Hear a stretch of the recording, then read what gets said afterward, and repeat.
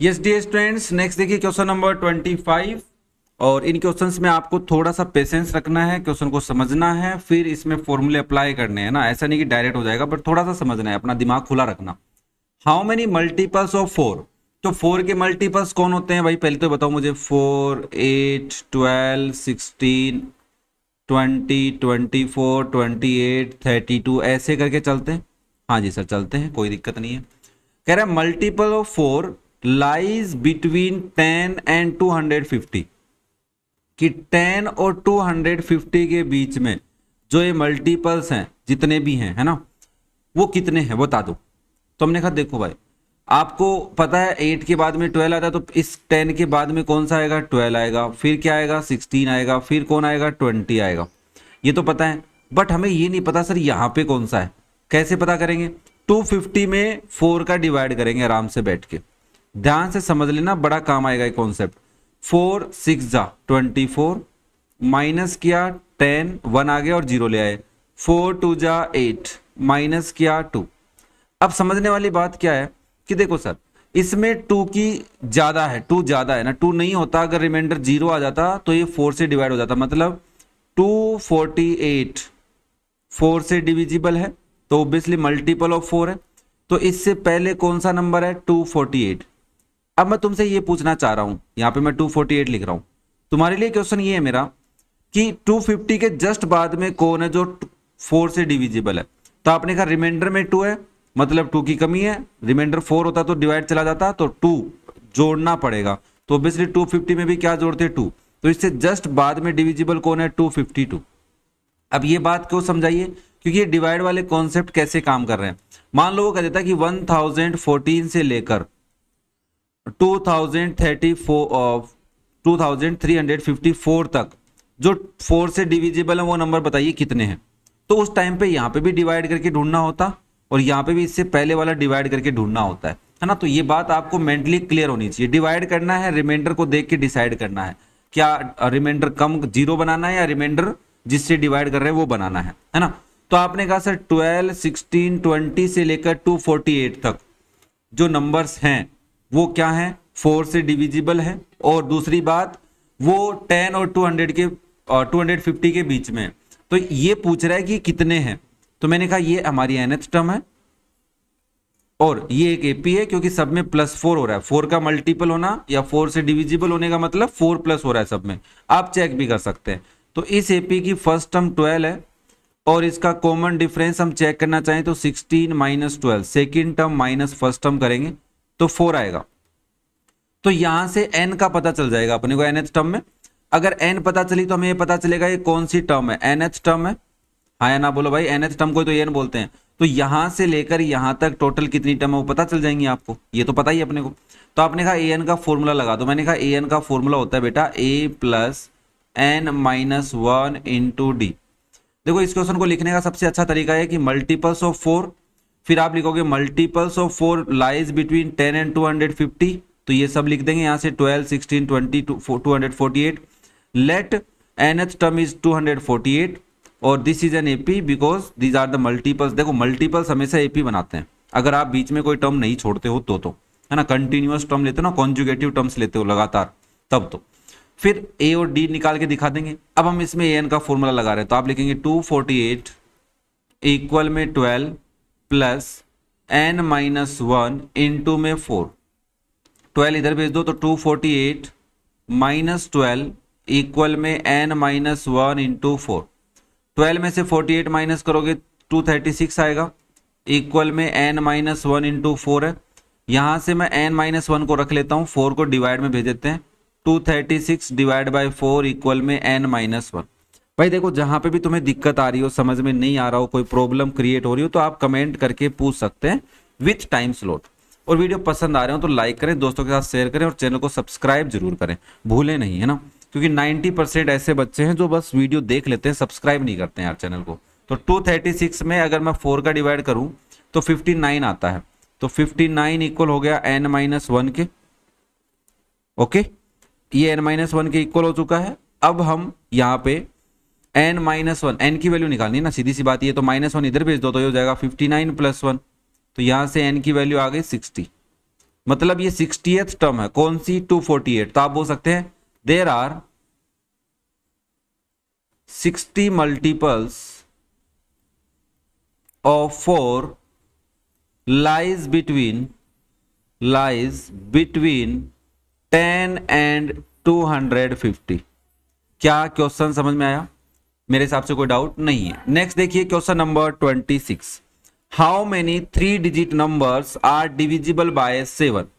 How many, कितने? तो आपको सबसे पहले लिखने हैं 3 डिजिट नंबर्स। 3 डिजिट नंबर्स बता सकते हो मुझे कहां से स्टार्ट होते हैं?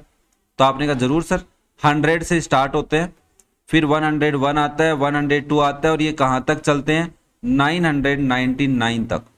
अब मुझे ये ढूंढने हैं इनमें से 7 से डिविजिबल कौन से हैं। तो आप सबसे पहले 100 में 7 का डिवाइड कर लेते हैं। 7 1 जा 7 माइनस 3 0, 7 4 जा 28 माइनस किया 2। मतलब ये 100 में 2 ज्यादा है, अदरवाइज ये 7 का डिवाइड हो जाता। तो 100 में से अगर मैं 2 माइनस करता हूं तो 98 आता है, बट 98 तो मुझे चाहिए ही नहीं। इसका मतलब यहां पे कितना होना चाहिए? 7 होना चाहिए। 0 रखने से या तो 0 हो, 0 तो नहीं है, तो इससे आगे वाला नंबर होना चाहिए। तो ये 2 की जगह 7 होना चाहिए। तो 2 में किसकी कमी है? 5 की कमी।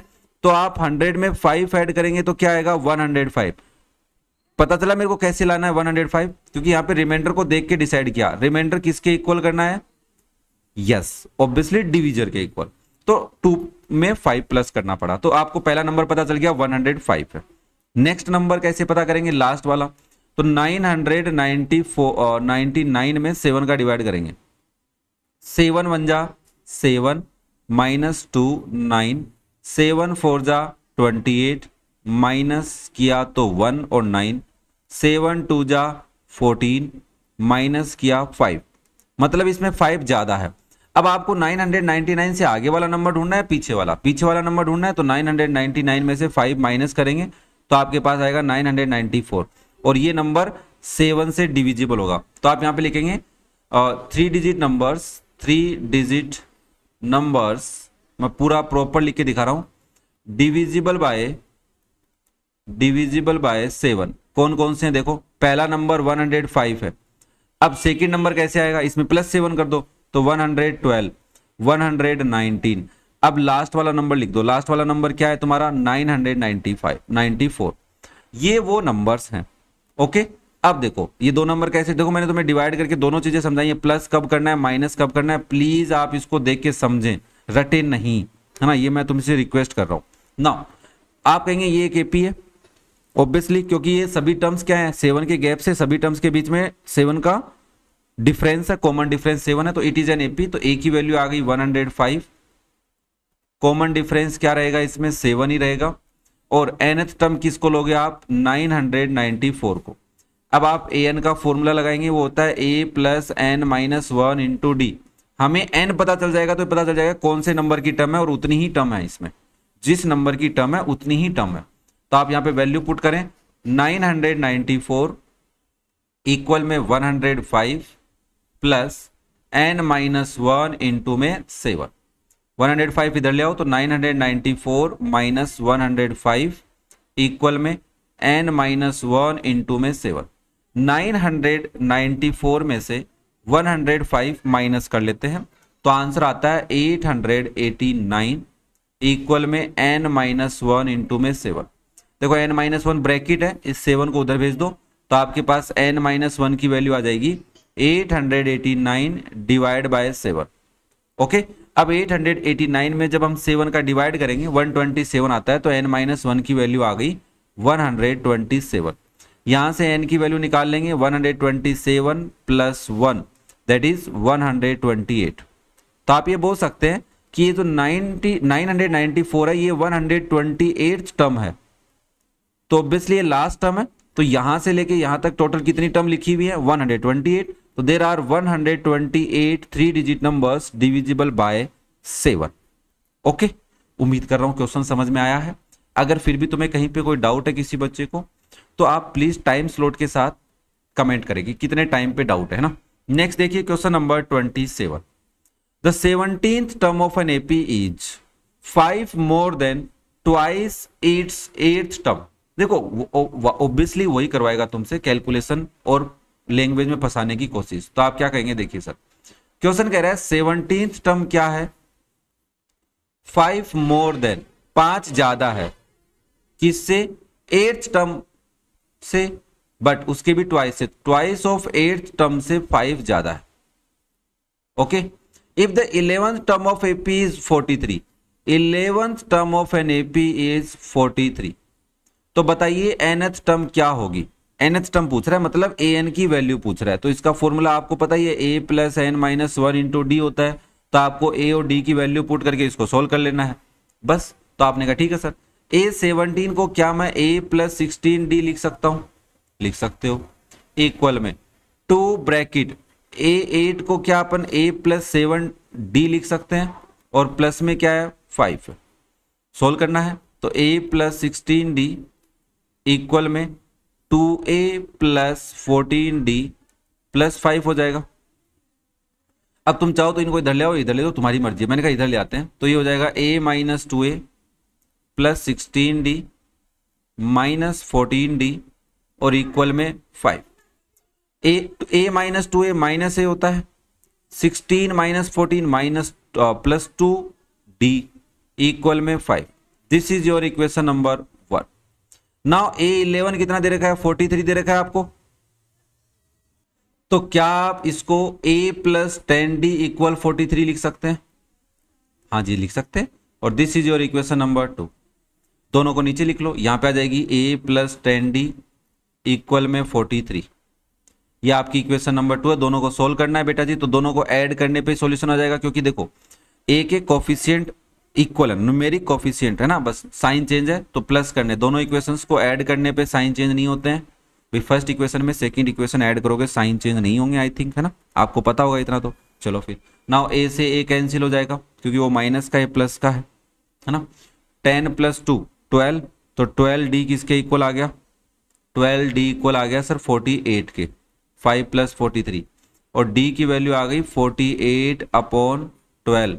तो d की वैल्यू बता दो मुझे कमेंट करके, मैं कैलकुलेट नहीं करने वाला, आप बताओगे सर 12 4 जा, मैंने कहा ठीक है भाई, d की वैल्यू आ गई 4। अब जब आपके पास d आ चुका है तो क्या आप a कैलकुलेट कर सकते हो, हाँ जी सर, हम एक इक्वेशन में वैल्यू पुट करेंगे और a भी आ जाएगा हमारे पास, है ना। तो आप इक्वेशन 1 में चाहो तो 1 में कर लो, 2 में चाहो 2 में कर लो। तो आपने कहा बाय इक्वेशन 1 लिखते हैं ना सर फटाफट, by equation 1 minus a plus 2 into 4 equal में 5, तो minus a plus 8 equal 5, minus a equal में 5 minus 8, minus a equal minus 3, और यहां से a की वैल्यू आ गई प्लस 3, माइनस से माइनस काट सकते हैं, आई थिंक ये बात तो पता ही होगी तुम्हें। नाउ a की वैल्यू क्या आ गई 3, d की वैल्यू क्या आ गई 4, तो क्या आप इसकी nth टर्म बता सकते हैं, यस सर nth टर्म होती है बेटा जी a plus n minus 1 into में d, वैल्यू पुट कर दो 3 प्लस एन माइनस 1 इंटू 4, ये हो जाएगा 3 प्लस 4n माइनस 4, 4 जो है दोनों से मल्टीप्लाई होता है, ब्रैकेट से याद रखा करो, और यहाँ पे प्लस था तो इसलिए ब्रैकेट की टर्म्स के साइन चेंज नहीं हुए। इक्वल में 4n माइनस 1 लिख सकता हूँ क्या भाई, 3 माइनस 4 है माइनस 1 हो जाएगा, तो ये आ गया आपका आंसर, ये हो गई इसकी nth टर्म। ओके इजी है। चलो नेक्स्ट देखो क्वेश्चन नंबर 28। क्वेश्चन नंबर 28 में कह रहा है find the number of all 3 digits natural numbers which are divisible by 9।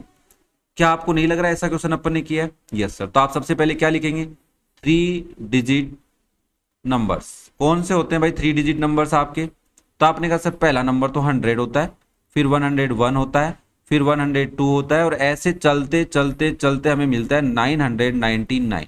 ये हमारे 3 डिजिट के नंबर्स हैं, बट इसमें से तो वही लिखने जो 9 से डिविजिबल है। तो आप क्या करेंगे, 100 में 9 का डिवाइड करेंगे, आई थिंक सबको पता है 99 आता है, मुझे भी पता है।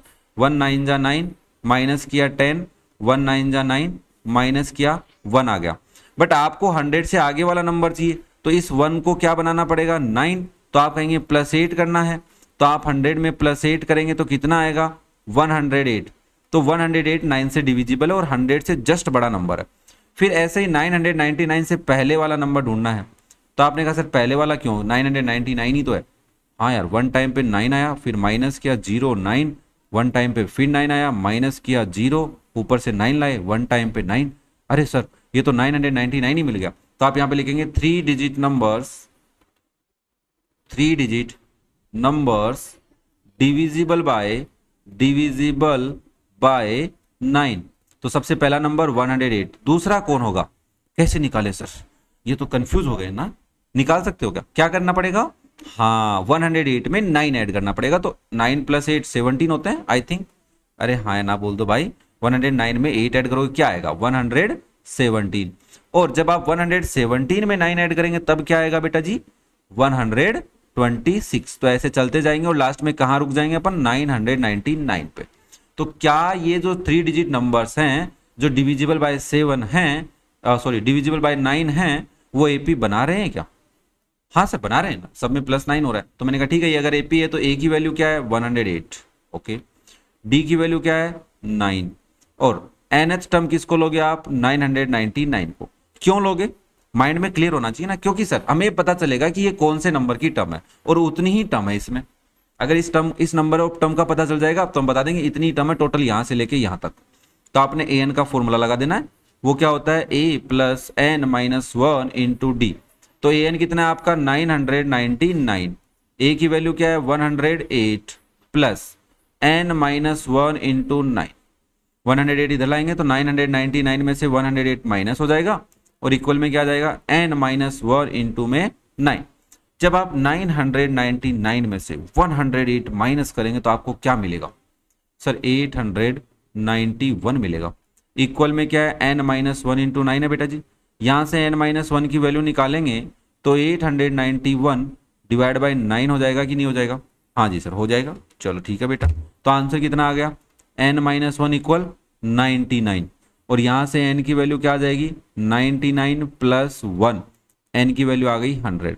तो कितने 3 डिजिट के नंबर हैं जो 9 से डिविजिबल होते हैं, 100 नंबर्स हैं। ओके, तो ये आपका आंसर आ गया है कि there are 100 3 digit numbers which are divisible by 9।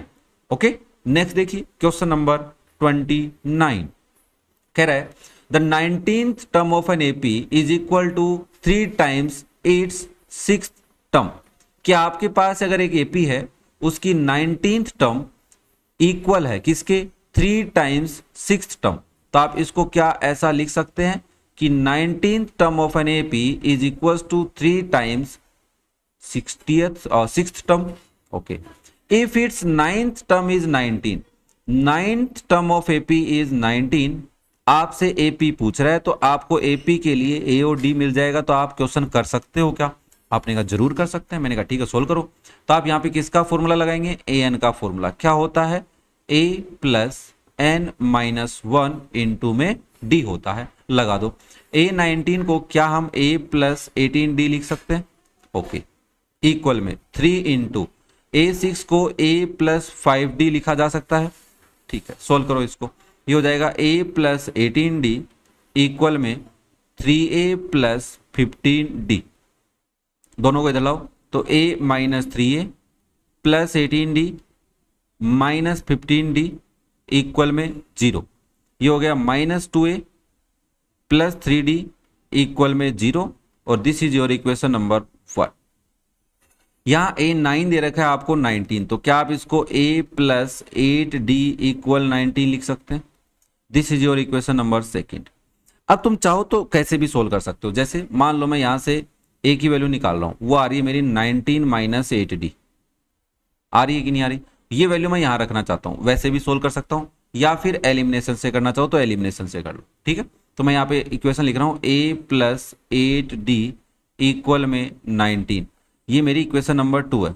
मैंने कहा यार कोफिशिएंट इक्वल नहीं है तो a की इक्वल कर लेते हैं, तो इसको 2 से मल्टीप्लाई करेंगे तो आपकी इक्वेशन क्या बन जाएगी 2a + 8 2 जा 16, कौन लिखेगा यहाँ पे 8 2 जा 16d इक्वल 19 2 जा 38। Now this is your equation number 3। अब फर्स्ट को इसके नीचे लिख देता हूं तुम्हारे लिए, तो -2a + 3d इक्वल में 0, this is your equation number 1 ही लिखी है मैंने दोबारा। अब देखो इनको सॉल्व करना है तो क्या इनको ऐड करूं कि सब्ट्रैक्ट करूं, तो आपने कहा सर ऐड कर दो, क्योंकि जिनके कोफिशिएंट इक्वल है उनके साइन अलग है, तो 2a से 2a कैंसिल, 16 + 3 19d इक्वल में 38। ओके भाई, क्लियर है सबको, कोई दिक्कत? चलो फिर नाउ यहाँ से डी की वैल्यू 38 अपॉन 19 आ जाएगी, तो आपका डी आ गया 2। तो वैल्यू ऑफ डी क्या आई है? 2 आई है। अभी क्या चाहिए सर? ए और चाहिए। जब तक ए नहीं आएगा तब तक हम ए पी नहीं लिख पाएंगे, और हमें तो क्या लिखनी है? ए पी लिखनी है। तो आप कहेंगे बाय इक्वेशन 1 लोगे 2 ले लेते हैं, तो आप ए की वैल्यू, डी की वैल्यू रखो इसमें, ए प्लस 8 इंटू 2 इक्वल 19। भाई यहाँ रखिए ना डी की वैल्यू। नाउ ए प्लस 16 इक्वल 19, और यहां से ए की वैल्यू आ गई 19 माइनस 16, और दैट इज 3। तो वैल्यू ऑफ ए क्या आ गई है? 3 आ गई है। उम्मीद कर रहा हूं समझ में आ रहा है, कोई कैलकुलेशन कहीं पे भी कोई प्रॉब्लम नहीं आ रही है। तो मेरे को एपी लिखनी है भाई यहाँ पे। तो एपी के लिए आप कहेंगे फर्स्ट टर्म तो ए ही होती है, और जिसकी वैल्यू है 3। सेकेंड टर्म, फर्स्ट टर्म में डी ऐड करना होता है, फर्स्ट टर्म 3 है उसमें डी 2 ऐड करेंगे तो आंसर आ गया 5। ओके, थर्ड टर्म लिखनी है, वैसे 4 लिखते हैं अपन बेसिकली। सेकेंड टर्म में डी ऐड कर दो, तो सेकेंड टर्म क्या है? 5 है, उसमें डी ऐड करेंगे 2, तो क्या आएगा? 7। फिर फोर्थ टर्म कैसे लिखोगे? थर्ड टर्म में डी ऐड करना है, 7 प्लस 2, आंसर आ गया 9। तो बेटा जी यहां से आपकी एपी क्या बन गई? 3, 5, 7, 9, ये बन गई आपकी एपी।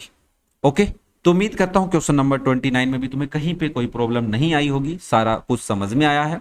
फिर भी अगर कोई डाउट है तो क्या करना है? टाइम स्लॉट के साथ कमेंट करना है। वीडियो पसंद आ रहा है तो क्या करना है? लाइक करना है, और एक प्यारा सा कमेंट करके जरूर बता के जाना है। और बिना सब्सक्राइब करे नहीं जाना है भाई, सब्सक्राइब जरूर करना है। ओके बेटा जी, तो ये था आपका क्वेश्चन नंबर 29। चलो फिर नेक्स्ट देख लेते हैं, that is question number 30। Find the number of natural numbers between 101 and 999 which are divisible by both 2 and 5। ऐसे नंबर होने चाहिए जो 2 और 5 दोनों से डिविजिबल हो। अब देखो ये मैं तुम्हें समझाना बड़े प्यार से चाहता हूं। कैसे?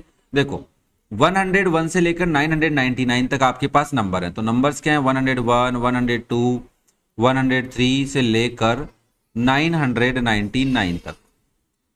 ओके, अब इसमें से वो ऐसे कह रहा है कि एक नंबर लेना है, वो नंबर 2 से भी डिविजिबल हो और 5 से भी डिविजिबल हो। तो मैं बेसिकली ऐसे बोल सकता हूं 2 एंड 5 से डिविजिबल होने का सीधा सा मतलब है वो 10 से डिविजिबल हो।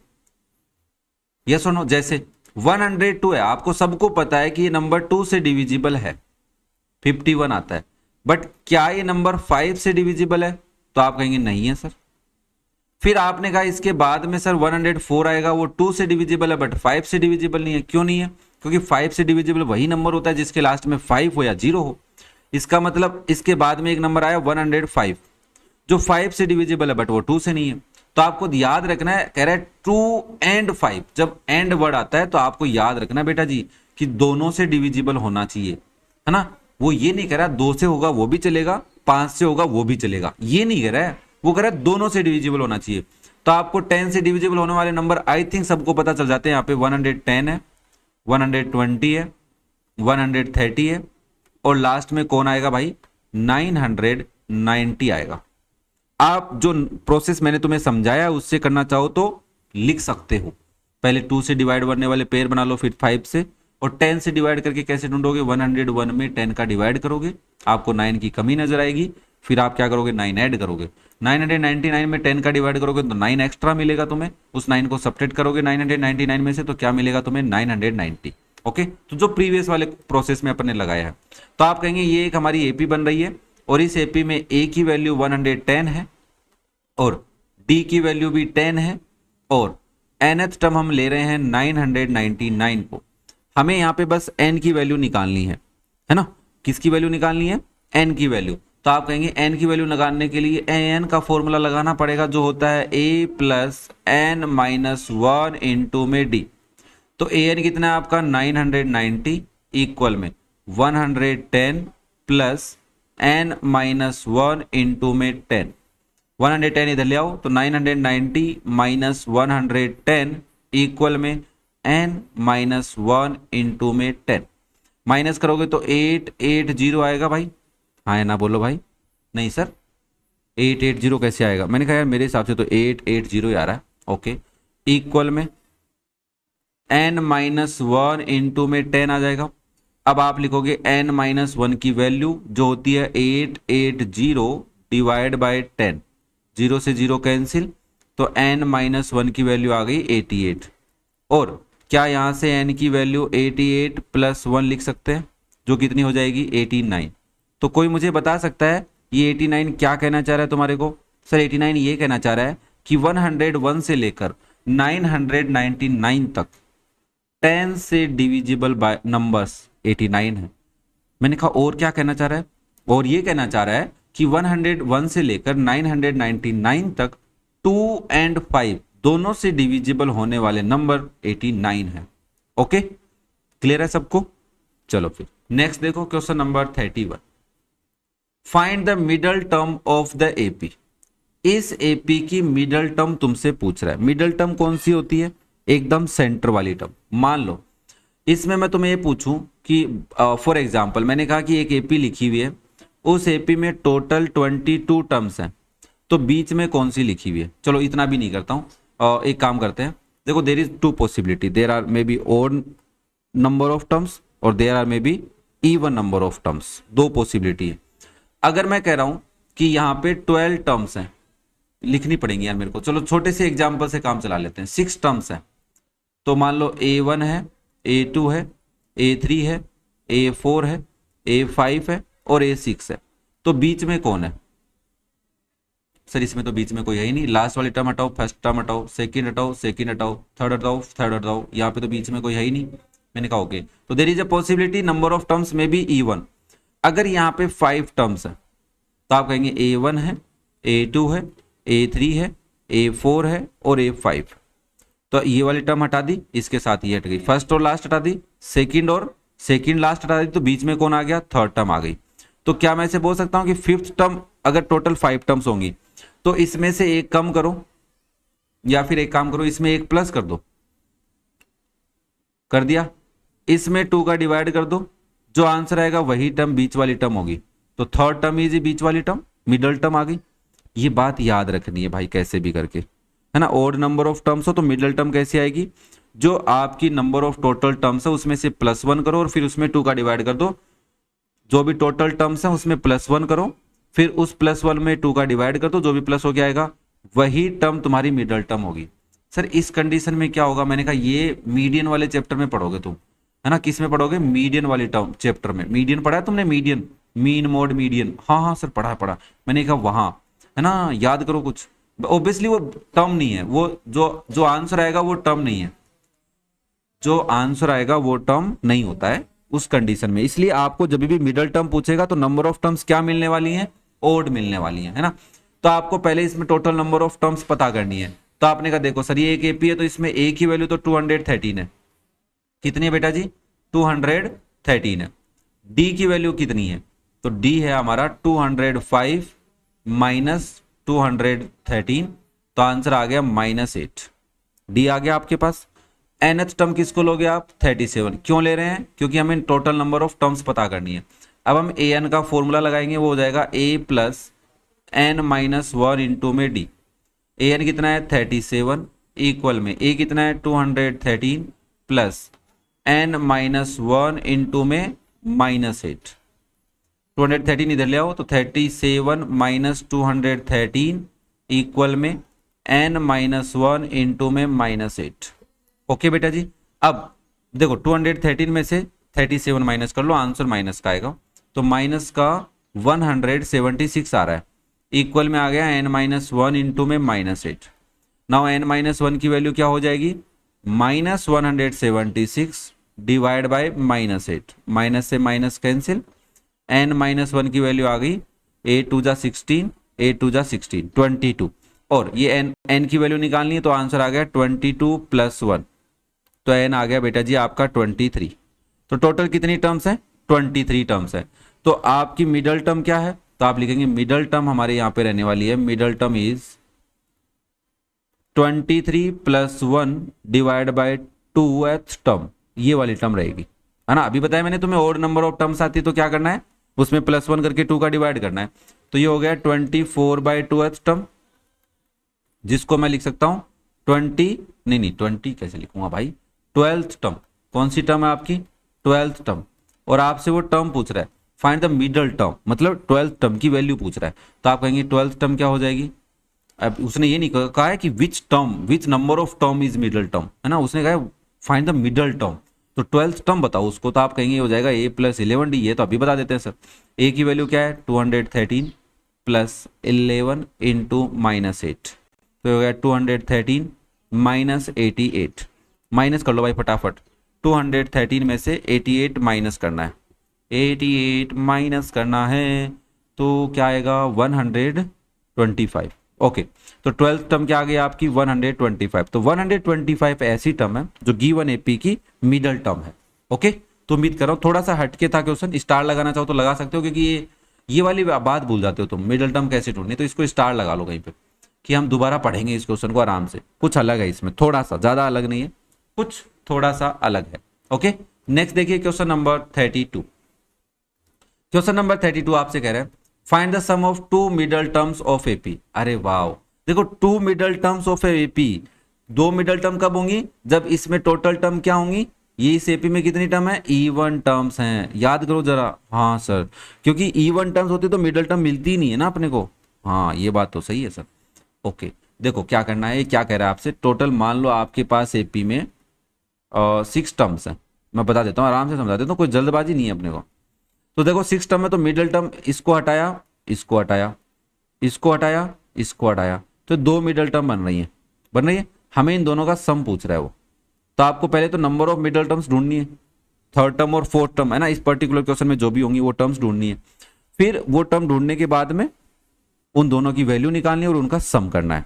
अब दिक्कत क्या आने वाली है वो समझाता हूं तुम्हें थोड़ी देर बाद में। देखो इस एपी में ए की वैल्यू तो है -4/3 और डी की वैल्यू क्या है, second term minus first term.